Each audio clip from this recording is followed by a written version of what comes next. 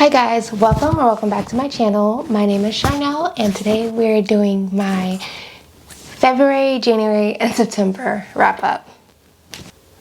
I will start with the books from September, oldest to newest. Last September I read 4 books, 2 novels, and 2 mangas.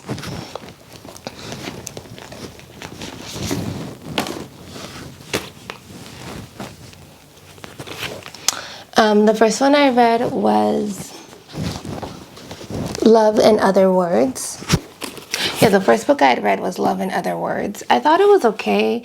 I wasn't like as in love with it, and I had heard like a lot of great things and heard that it was a good book, which it is a good book, but to me it was more like a 3.5 for max. So yeah, it was a 3.5 star book. I really think communication would have like solved majority of their problems, and it just dragged on longer than it needed to go. So that's why I'm giving it like a 3.5. Other than that, it was a decent book. And then I read Ugly Love by Colleen Hoover. Love in Other Words is by Christina Lauren. And then I read Ugly Love by Colleen Hoover, which this one was a dual perspective. So we got to see her side and his side, and like how he just always felt like he never deserved happiness, anything. And we found out why he thought that. His why did make me cry. Like, this book did elicit tears for me. So for a rating, I think I'm gonna go with like a 4 out of 5 stars for Ugly Love. It was a good book. It's a solid book. And then the mangas. I read Spy X Family. I read book 1 and book 2. These are extremely quick reads. I've kind of halted because I don't know, I need to finish the rest of the series, but these are what I read back in September. I really like it. It's a crazy family dynamic. Like, who would ever think to put these people together and all the secrets that they're hiding? But yeah, I really like this. I have some other mangas that I have to read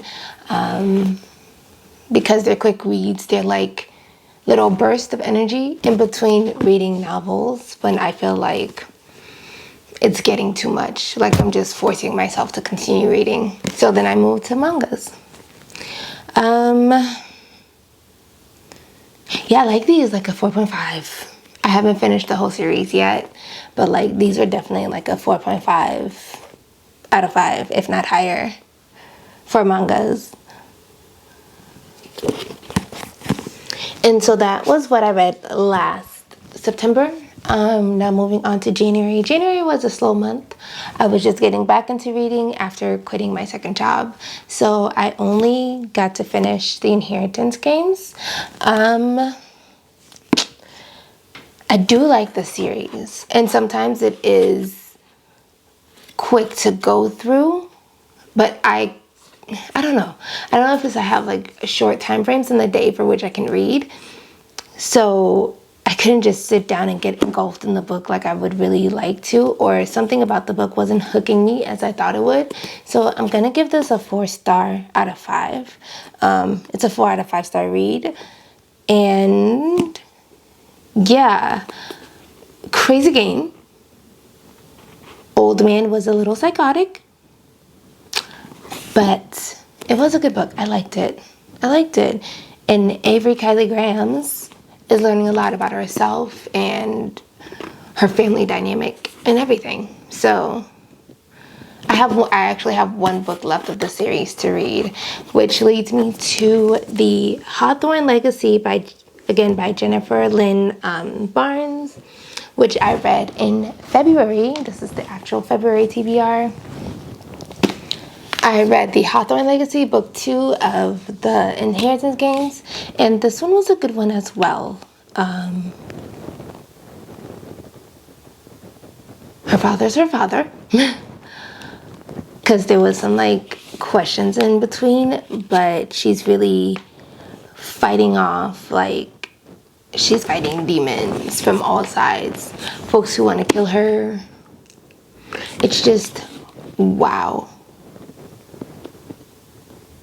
But I am glad that she has that support system and that she's like making her way through and not giving up, because in a situation like this I could see how it would be easy to give up, but also when you have like a competitive spirit, it's hard for you to give up, and you're just like, no, I want to see this through the end no matter what could possibly happen.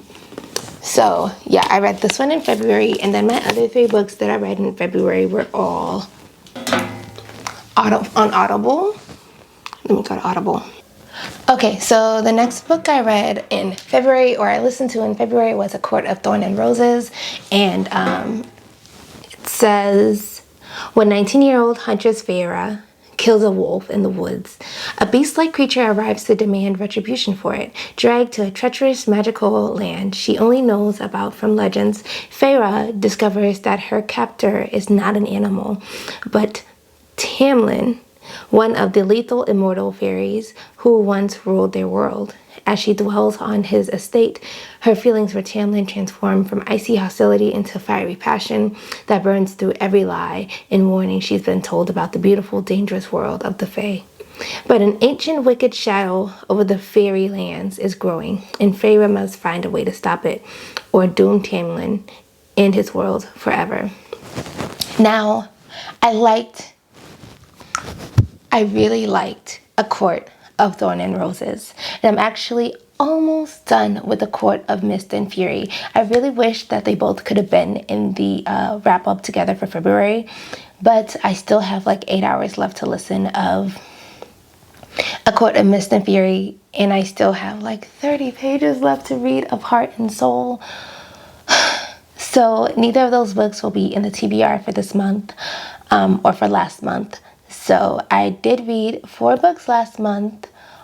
Oh, I was so close to 6, but I met my goal. I met my goal of 4 books a month. I read, I physically read The Hawthorne Legacy, and then the other 3 were Audible books. And I just, a 4.5 out of 5 stars for a Court of Thorn and Roses. It's that book. And I do like the YA fantasy, like magical world theme. I like those kind of books. Like, if any of you guys watch K-dramas, I like more of the, think Alchemy of Souls, right? For C-dramas, think Eternal Love, where it's like fantasy meets historical, and it's like magic and fighting and just all the action. It's just between that and mystery and thrillers, they just have my heart when it comes to visual shows, like visual entertainment. And I also like it when it comes to like reading, that type of entertainment too. So yes, A Court of Thorn and Roses, I listened to that in February. And then I also listened to Murders in the Bayou, Murder in the Bayou by Ethan Brown. And this is more true crime, right? It covered the cases of the, what was the city name? The Jefferson 7, right? The 7 murders of Jefferson 7 or Jefferson 8 were prostitutes. And really it just covered the way how the police neglected the cases, and how most of the Jefferson police were actually allegedly involved with those who might have killed the women, and how every time this one guy got arrested, he would always be freed and none of his charges would stick. So he had this like persona of, I could do anything in Jefferson and I will never get in trouble for it. I will never go to jail for it, because that's just who I am. And it was just interesting to hear about. I hadn't heard about this case yet. and it was on like the included with my Audible subscription. So I was like, I can give this a listen. And I did. I liked it. It was good.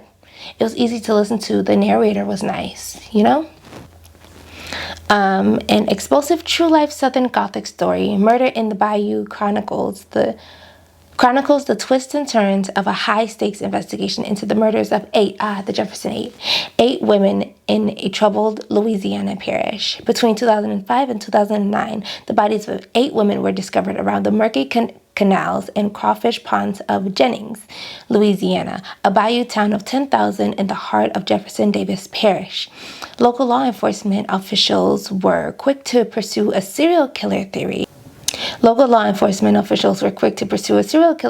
Opening a floodgate of media coverage. From CNN to the New York Times, collectively the victims became known as the Jefferson 8, Jeff Davis 8, and their deaths. And the ongoing investigation reveals a small southern community's most closely guarded secrets. As Ethan Brown suggests, these homicides were not the work of a single serial killer, but the violent fallout of Jefferson's brutal sex and drug trade. A backwoods underworld hidden in plain sight, mixing muckraking research and immersive journalism over the course of a 5-year investigation. Ethan Brown reviewed thousands of pages of previously unseen homicide files to determine what happened during each victim's final hours. Epic in scope and intensely suspenseful, Murder in the Bayou is the story of an American town buckling under the dark forces of poverty, race, class division, and lightning rod for justice for the daughters it lost. Yeah. And then the last book that I listened to in the month of February was Tears of the Silenced. And this one is an Amish true story, an Amish true crime memoir of childhood sexual abuse, brutal betrayal, and ultimate survival. So, kind of knew, but kind of didn't, because I don't know if you guys used to watch Escaping the Amish. Was it on MTV, VH1 back in the day? Like some years back, 2007-ish. And I used to like watching that show, or when the Amish people will come to the English side for a little bit and try to see whether they want to stay on this side or go back to living Amish.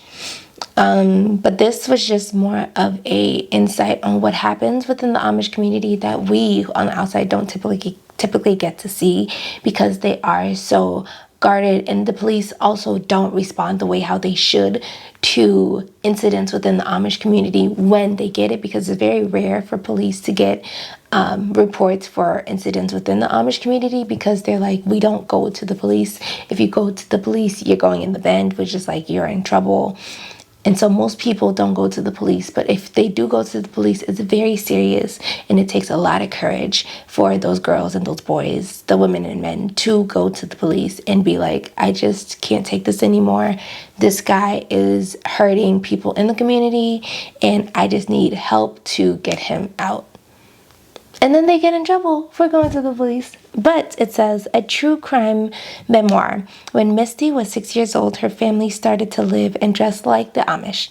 Misty and her sister were kept as slaves on a mountain ranch where they were subjected to almost complete isolation, sexual abuse, and extreme physical violence. Their stepfather kept a loaded rifle at the door at all times to make sure the young girls were too terrified to try to escape.